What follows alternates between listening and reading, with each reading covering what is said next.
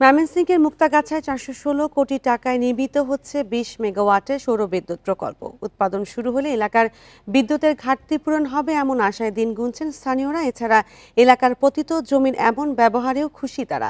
চলতি বছরের জুনে উৎপাদন শুরুর আশা সংশ্লিষ্টদের। 2024 সালের জুনে মুক্তাগাছার নিমুরিয়া গ্রামে 75 একর জমিতে শুরু হয় 20 মেগাওয়াট ক্ষমতা সম্পন্ন সৌর বিদ্যুৎ প্রকল্পের কাজ। ইতিমধ্যে সম্পন্ন হয়েছে মাটি ভরাট, এখন বসানো হবে পিলারের ওপর সৌর বিদ্যুতের প্যানেল।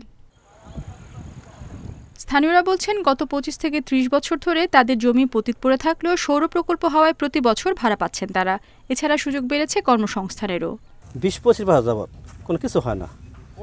এখন আমরা সোলার কোম্পানির কাছে আমরা জমি ভাড়া দিছি, ভাড়া দিয়ে আমরা 12 টাকা পাচ্ছি। সোলারের এটা দিয়া বছর ভাড়া পাচ্ছি। এরপর দেখা যায় যে সোলার হলে আমাদের বিদ্যুৎ সংকটটা এটা আমাদের ঘাটতিটা পূরণ হবে। জনপ্রতিনিধিরা বলছেন, এখানকার উৎপাদিত বিদ্যুতে মিটবে স্থানীয় চাহিদা। কলকারখানায় নিরবিচ্ছিন্ন বিদ্যুৎ সুবিধার পাশাপাশি কমবে চুরি, ছিনতাই সহ নানা অপরাধ।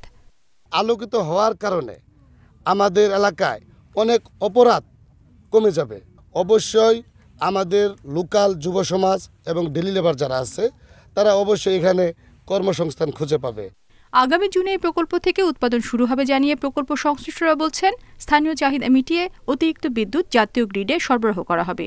ল্যান্ড ডেভেলপমেন্টের কাজ শেষ, এখন আমরা সোলার প্যানেল বসানোর কাজ চলতেছে। তো এটা দেখা যায় আমরা এবছর জুন মাসের মধ্যে হয়তোবা জাতীয় গ্রিডে যোগ করতে পারবো। 416 কোটি টাকা ব্যয়ে নির্মিত এই প্রকল্পটি বাস্তবায়নে এডিবির সাথে চুক্তি হয়েছে 291 কোটি 21 লাখ টাকার। Independent news.